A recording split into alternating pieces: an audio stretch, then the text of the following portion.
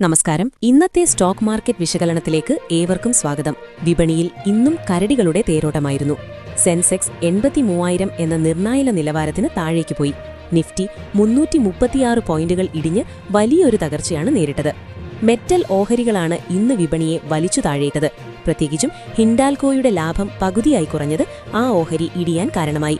ഓല ഇലക്ട്രിക്കിന്റെ വരുമാനം 55% ഇടിഞ്ഞതും spice jet വീണ്ടും നഷ്ടത്തിലേക്ക് പോയതും നിക്ഷേപകരെ ആശങ്കയിലാക്കി.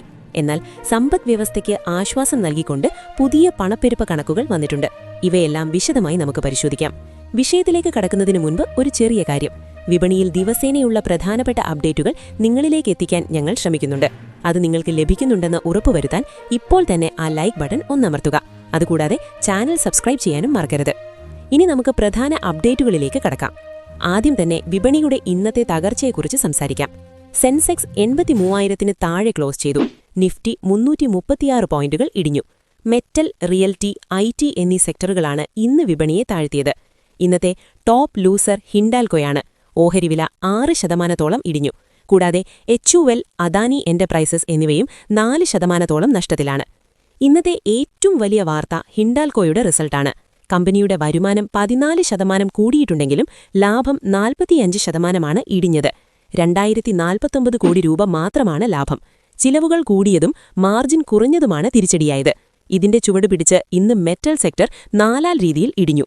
അടുത്തത് ഓല ഇലക്ട്രിക് റിസൾട്ട് പരിശോധിക്കാം.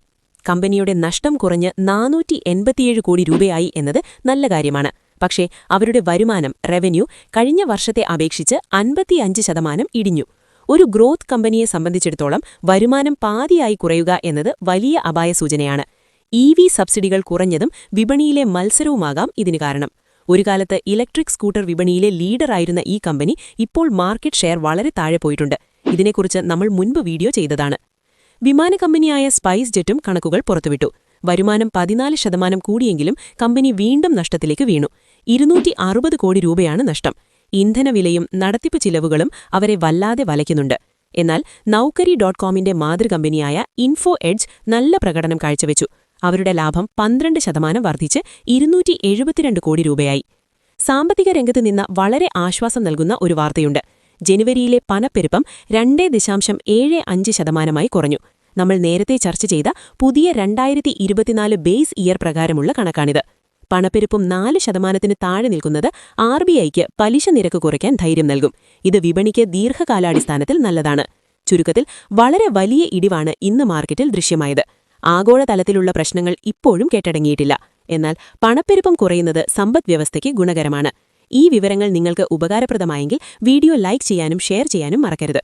നന്ദി, നമസ്കാരം.